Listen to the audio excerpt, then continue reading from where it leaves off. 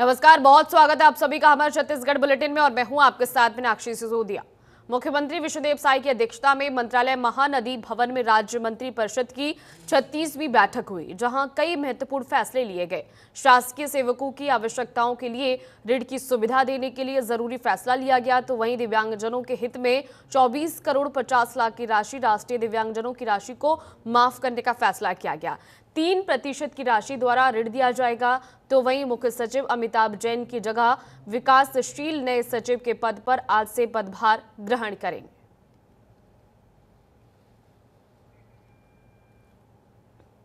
आज की इस बैठक में कई महत्वपूर्ण निर्णय लिए गए हैं, जिनमें एक शासकीय सेवकों की आकस्मिक वित्तीय आवश्यकताओं की पूर्ति हेतु वित्तीय संस्थाओं के माध्यम से वेतन के विरुद्ध अल्पकालिक ऋण उपलब्ध कराने के संबंध में बैंकों या वित्तीय संस्थाओं से प्रस्ताव प्राप्त कर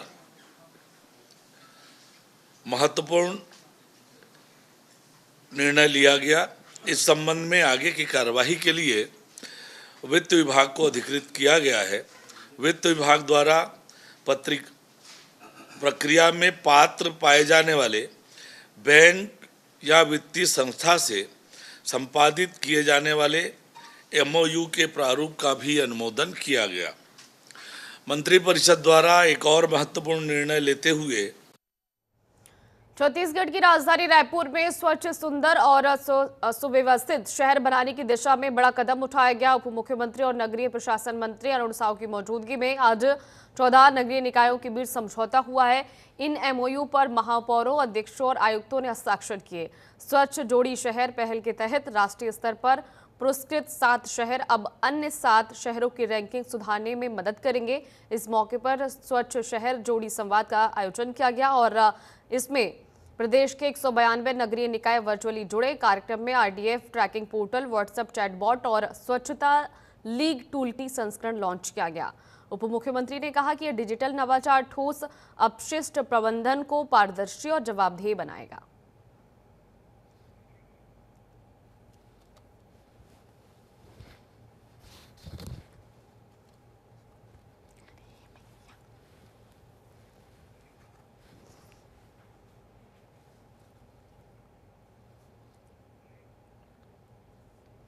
और वहीं छत्तीसगढ़ में गाय गौठान और सियासत को लेकर घमासान मच गया है। हाल ही में रायपुर जिले के समोदा, गुल्लू और खरोरा गांवों में 40 गायों की मौत के बाद कांग्रेस ने जांच कमेटी गठित की और बीजेपी सरकार पर गंभीर आरोप लगाए। कांग्रेस प्रदेश अध्यक्ष दीपक बैज ने कहा कि भूख और लापरवाही से 1200 से ज्यादा गायें मर चुकी हैं, 800 सड़क हादसे में और 200 जहरीले पदार्थ खाने से। वहीं कांग्रेस का आरोप है कि बीजेपी सरकार ने गौठान बंद कर दिए, जिसकी वजह से हालात बिगड़े और करीब 5 लाख गायें प्रदेश से गायब हो गई। कांग्रेस ने सरकार से स्पष्टीकरण और गौठानों को पुनः शुरू करने की मांग की है। दूसरी तरफ रायपुर से बीजेपी सांसद ब्रजमोहन अग्रवाल ने कहा कि कांग्रेस खुद भ्रष्टाचार में लिप्त है और गौठान के नाम पर लूट मचाई गई। उन्होंने कहा कि मौजूदा सरकार नीति के आधार पर गौवंश संरक्षण कर रही है। कुल मिलाकर गायों की मौत और तस्करी का मुद्दा अब चुनावी राजनीति के केंद्र में आ चुका है और आने वाले दिनों में ये बड़ा चुनावी हथियार बन सकता है। ये कि वहां गायों की मौत भूख से हुई है, उनको खाने के लिए दाना या चारे की व्यवस्था ही नहीं है। और जो गायों की मौत हुई, 40 से अधिक गायों की मौत हुई 3 दिनों में, उन गायों को ले जाकर खुले जगह में फेंक दिया गया, जहां पर चील, कौवे और अन्य पशु पक्षियां खुले रूप से नोच नोच कर खा रहे हैं। मतलब आप देखेंगे विभत्स घटना, दिल दहला देने वाली घटना है। मतलब इससे बड़ी क्रूरता क्या हो सकती है। मतलब सबसे बड़ा विडंबना यह है कि भारतीय जनता पार्टी और उनके कार्यकर्ता सिर्फ गौ माता के नाम से राजनीति करते हैं। पहले कांग्रेस पार्टी जो अपने नेताओं को मार रही है उसके बारे में जांच कर ले, उसके बाद में फिर गायों के बारे में। तो कांग्रेस ने कभी गौठानों के नाम पे लूट मचाई, भ्रष्टाचार किया। अब विष्णुदेव साय की सरकार नीति बना रही है और उस नीति के आधार पर गायों का संरक्षण किया जाएगा। छत्तीसगढ़ में राजनीति को लेकर बड़ा बवाल खड़ा हो गया है। कांग्रेस ने आरोप लगाया कि बीजेपी के प्रवक्ता ने राहुल गांधी को जान से मारने की धमकी दी है। प्रदेश कांग्रेस अध्यक्ष दीपक बैस ने कहा कि बीजेपी फांसीवादी सोच वाली पार्टी है जो विरोध करने वालों को मिटाना चाहती है, और कहा कि महात्मा गांधी की हत्या भी आरएसएस के गुर्गे ने की थी और आज राहुल गांधी पर हमला हुआ तो उसकी पूरी जिम्मेदारी बीजेपी की होगी। कांग्रेस ने ऐलान किया है कि देश भर के जिला मुख्यालयों में एफआईआर दर्ज कराई जाएगी। हमारे लोकसभा के नेता विपक्ष माननीय राहुल गांधी जी को केरल भाजपा के एक प्रवक्ता ने सीने में गोली मारने की धमकी दी है। ये बेहद ही गंभीर और चिंतनीय है। इससे ये दर्शाता है कि भारतीय जनता पार्टी एक फांसीवादी चरित्र की पार्टी है। जो उसका विरोध करे वो उसको जान से मारने की धमकी देना या उसको मिटाना चाहती है। आज से 77 साल पहले भी देश के राष्ट्रपिता महात्मा गांधी को आरएसएस के एक गुर्गे ने, नाथूराम गोडसे ने सीने में गोली मारी थी। छत्तीसगढ़ के रायगढ़ जिले के थाना पूंजीपथरा क्षेत्र के ग्राम तुमीडीही में चोरी और लूटपाट की घटनाओं से ग्रामीण दहशत में है। पिछले 2 महीनों से गांव की 7 से 8 दुकानों में चोरी हो चुकी है, लेकिन किसी भी मामले में एफआईआर दर्ज नहीं हुई। हाल ही में 28 सितंबर की रात मेडिकल स्टोर में चोरी की वारदात होती है और जिसकी सूचना तत्काल पुलिस को दी जाती है, लेकिन वाहन न होने का हवाला देकर अगले दिन आने को कहा गया। ग्रामीणों का आरोप है कि नशे की खुली बिक्री चोरी और लूटपाट को बढ़ावा दे रही है। बार बार शिकायत के बावजूद कार्रवाई न होने से अपराधी बेखौफ हैं और ग्रामीण भय में जीने को मजबूर हैं। पुलिस अधीक्षक को लिखे पत्र में ग्रामीणों ने कड़ी कार्रवाई की मांग की है और चेतावनी देते हुए कहा कि यदि जल्द कदम नहीं उठाए गए तो वे बड़े पैमाने पर विरोध करेंगे।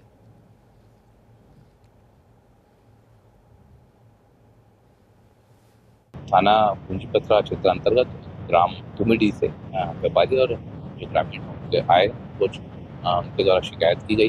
तो शिकायत पर तत्काल जो है कार्रवाई की जाए। बढ़ते आगे, पूरे देश से नक्सलवाद के खिलाफ निर्णायक लड़ाई जारी है। मार्च 2026 तक नक्सलवाद खात्मे का लक्ष्य रखा गया है। इसी मामले पर उप मुख्यमंत्री अरुण साव का बयान सामने आता है और कहते हैं कि प्रधानमंत्री मोदी के निर्देश पर गृह मंत्री अमित शाह नक्सल खात्मे के लिए काम कर रहे हैं। लगातार बैठकें हो रही हैं। रणनीति के तहत सुरक्षा बल के जवान अंगम इलाकों में नक्सलियों के खिलाफ लड़ाई लड़ रहे हैं। इसके साथ ही उन्होंने कहा कि मार्च 2026 तक सशस्त्र नक्सलवाद खत्म होगा। देखिए, जिस प्रकार से प्रधानमंत्री माननीय नरेंद्र मोदी जी के निर्देश पर देश के गृह मंत्री आदरणीय अमित शाह जी पूरे देश भर में बस्तर में नक्सल उन्मूलन के लिए लगातार जिस तरीके से काम कर रहे हैं, लगातार बैठकें हो रही है और रणनीति के तहत हमारे सुरक्षा बल के जवान अंदरूनी और दुर्गम इलाकों में भी जाकर नक्सलियों के खिलाफ लड़ाई लड़ रहे हैं। गृह मंत्री आदरणीय अमित शाह जी ने कहा था कि बरसात में भी ऑपरेशन चलेगा, तो छत्तीसगढ़ में लगातार हमारे सुरक्षा बल के जवान ऑपरेशन कर रहे हैं। और आज रायपुर से बड़ी खबर सामने आई। छत्तीसगढ़ बीरनपुर इलाके में सीबीआई ने चार्जशीट पेश की। पूर्व संसदीय सचिव विकास उपाध्याय का बयान, बीजेपी का असली चेहरा निकलकर सामने आया है। बीजेपी ने जात से जात और धर्म से धर्म को लड़ाया, ये विकास की तरफ से कहा गया। और आगे कहते हैं कि बीजेपी ने कांग्रेस पार्टी को बदनाम किया।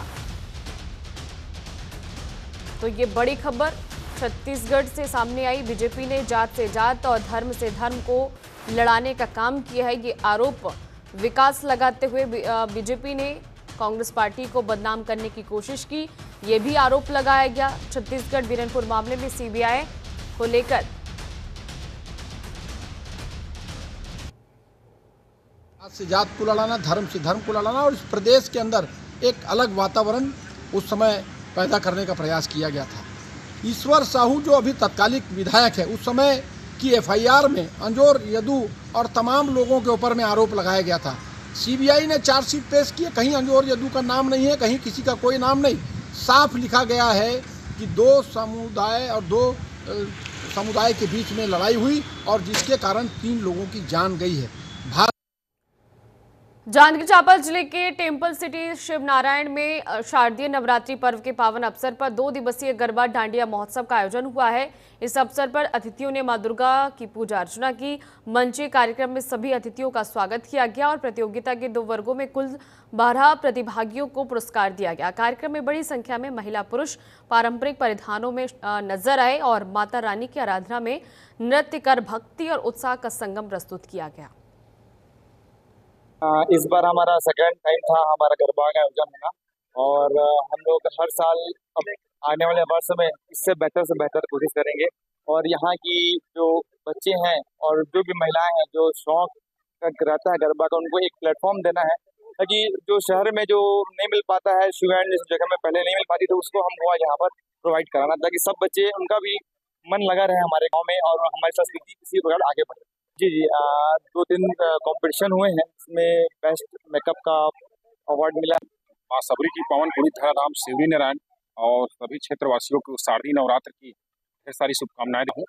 आज इस ऐतिहासिक और भव्य आयोजन में आकर हम सौभाग्यशाली हैं।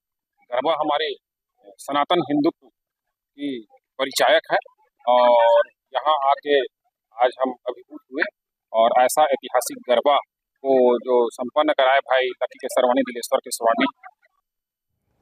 और फिलहाल मेरे साथ हमारे छत्तीसगढ़ बुलेटिन में बस इतना ही। लगातार बने रहिए हमारे साथ और देखते रहिए जनतंत्र टीवी। नमस्कार।